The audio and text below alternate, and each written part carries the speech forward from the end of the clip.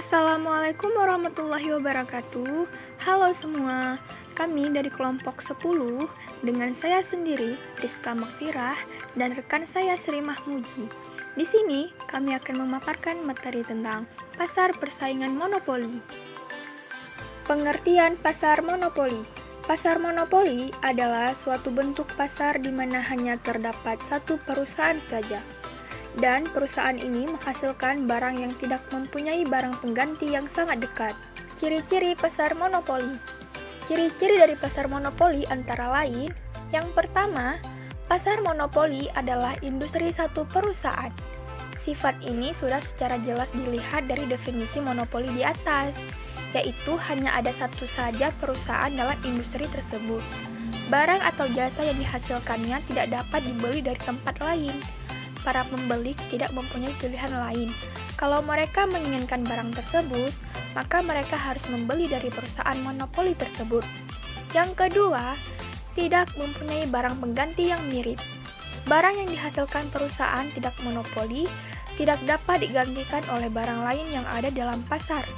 Barang tersebut merupakan satu-satunya jenis barang yang seperti itu, dan tidak terdapat barang mirip yang dapat menggantikan barang tersebut.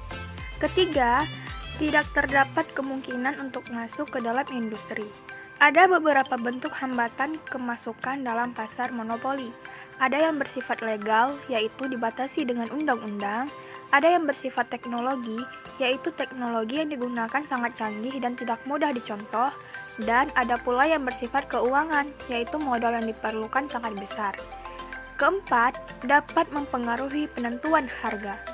Karena perusahaan monopoli merupakan satu-satunya penjual di dalam pasar, maka perusahaan monopoli dipandang sebagai penentu harga. Dengan mengadakan pengendalian ke atas produksi dan jumlah barang yang ditawarkan, perusahaan monopoli dapat menentukan harga pada tingkat yang dikehendakinya. Dan yang kelima, promosi iklan kurang diperlukan. Karena perusahaan monopoli adalah satu-satunya perusahaan di dalam industri. Ia tidak perlu mempromosikan barangnya dengan menggunakan iklan. Faktor-faktor yang menimbulkan monopoli. Terdapat 3 faktor yang dapat menyebabkan wujudnya pasar monopoli. Yang pertama, perusahaan monopoli memiliki suatu sumber daya yang unik dan tidak dimiliki oleh perusahaan lain. Perusahaan air minum di suatu kota adalah salah satu contoh lain dari kekuasaan monopoli yang memiliki sumber daya yang unik. Kedua, perusahaan monopoli pada umumnya dapat menikmati skala ekonomi hingga ke tingkat produksi yang sangat tinggi. Ketiga, monopoli wujud dan berkembang melalui undang-undang, yaitu pemerintah memberi hak monopoli kepada perusahaan tersebut. Peraturan yang mewujudkan kekuasaan monopoli. Di dalam undang-undang pemerintah yang mengatur kegiatan perusahaan-perusahaan terdapat beberapa peraturan yang akan mewujudkan kekuasaan monopoli. Peraturan-peraturan yang seperti itu adalah: yang pertama, peraturan paten dan hak cipta. Perkembangan ekonomi yang pesat terutama menimbulkan oleh perkembangan teknologi. Untuk mengembangkan teknologi kadang-kadang diperlukan waktu bertahun-tahun dan biaya yang sangat besar. Oleh sebab itu, kegiatan dan pengeluaran untuk mengembangkan teknologi tidak akan dilakukan perusahaan apabila hasil jerih payah mereka dengan mudah dicontoh atau dijiplak oleh perusahaan lain. Yang kedua, hak usaha eksklusif. Apabila skala ekonomi hanya diperoleh setelah perusahaan itu mencapai tingkat produksi yang sangat tinggi, kepentingan khalayak ramai akan dimaksimumkan apabila perusahaan diberi kesempatan untuk menikmati skala ekonomi itu. Pemaksimuman keuntungan dalam monopoli. Untuk memaksimumkan koperasi, ada 2 hal yang harus dilakukan, yaitu yang pertama, biaya total dan hasil penjualan total. Yang kedua, biaya marginal dan hasil penjualan marginal. Produksi, harga, dan penjualan. Karena hanya ada satu pasar dalam monopoli, maka permintaan dalam industri juga dapat dikatakan sebagai permintaan dalam pasar. Permintaan yang ada dalam pasar monopoli berbeda dengan pasar persaingan sempurna. Sebagai akibat monopoli, harga selalu lebih tinggi dan hasil penjualannya marginal. Apabila harga semakin menurun, pada waktu jumlah produksi semakin meningkat, maka hasil penjualan total akan mengalami pertambahan. Tetapi pertambahan itu semakin berkurang apabila produksi bertambah banyak. Setelah mencapai tingkat produksi tertentu, pertambahan akan negatif.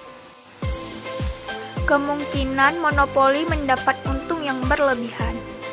Banyak orang menganggap bahwa keuntungan besar merupakan fenomena penting dalam monopoli. Pandangan tersebut sebenarnya merupakan pandangan yang kurang tepat, karena dalam monopoli juga berlaku 4 kemungkinan dalam jangka pendek. Seperti dalam pasar persaingan sempurna, mendapat untung melebihi normal, untung normal, rugi masih dapat membayar kembali biaya tetap, mengalami kerugian. Ketiadaan kurva penawaran dalam monopoli. Di dalam perusahaan monopoli atau perusahaan besar lainnya yang kurva permintaan ke atas hasil produksinya bersifat menurun dari atas ke kanan bawah. Kurva penawarannya tidak dapat ditunjukkan karena tidak terdapat sifat hubungan yang tepat di antara harga dan jumlah yang ditawarkan atau produksi oleh perusahaan tersebut. Diskriminasi harga dalam monopoli. Untuk memaksimumkan keuntungan pasar monopoli dapat menggunakan diskriminasi harga. Dalam hal ini, langkah pertama yang dilakukan adalah menentukan harga tiap-tiap unit barang berdasarkan biaya produksi yang dikeluarkan dan sifat permintaan di setiap pasar untuk pasar dalam dan luar negeri.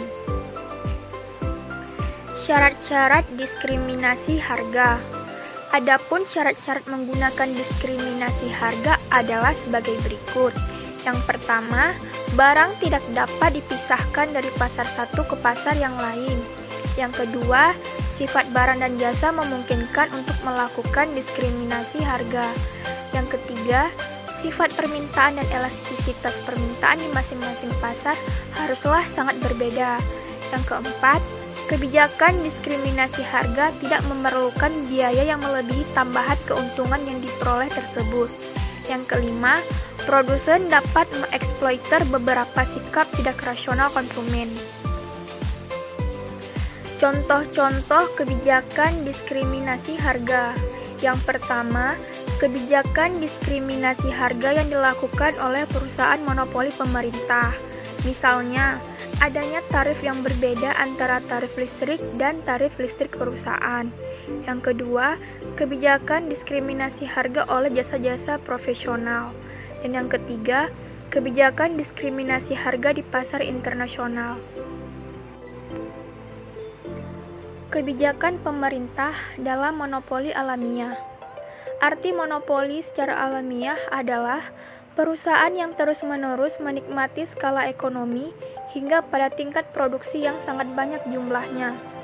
Untuk memaksimumkan manfaat keuntungan dari pasar monopoli tersebut, memerlukan campur tangan dari pemerintah yang dapat menjamin perusahaan tersebut menguntungkan masyarakat.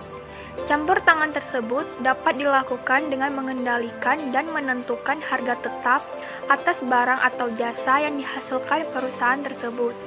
Campur tangan pemerintah.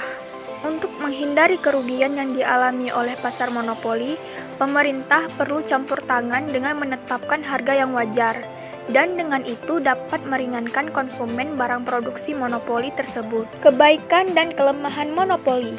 Yang pertama, efisiensi kegiatan monopoli. Penggunaan sumber-sumber daya yang tidak optimal menimbulkan akibat produksi dan penawaran barang adalah relatif dan ini meninggikan. Yang kedua, perbandingan efisiensi monopoli dan persaingan sempurna. Perbandingan ini dapat dilakukan dengan melihat dua keadaan, yaitu biaya produksinya sama dan apabila biaya produksinya berbeda. Ketiga, perkembangan teknologi dan inovasi. Ada berbagai pendapat tentang pengaruh monopoli terhadap perkembangan teknologi dan inovasi, yaitu pandangan pertama, monopoli tidak merangsang inovasi. Golongan yang berpendapat bahwa monopoli tidak merangsang perkembangan teknologi dan inovasi melandaskan keyakinannya kepada pelanggan bahwa ketiadaan persaingan menimbulkan keengganan kepada monopoli untuk melakukan perubahan. Kedua, monopoli merangsang inovasi. Perkembangan teknologi dan inovasi adalah suatu cara untuk mengurangi biaya per unit dan meninggikan keuntungan. Monopoli dan kesejahteraan masyarakat. Dalam monopoli, terdapat kemungkinan bahwa harga akan lebih tinggi, jumlah produksi lebih rendah, dan keuntungan lebih besar daripada di dalam persaingan sempurna. Para ahli berpendapat, monopoli menimbulkan keadaan buruk ke atas kesejahteraan masyarakat, dan pemerataan menjadi lebih tidak merata.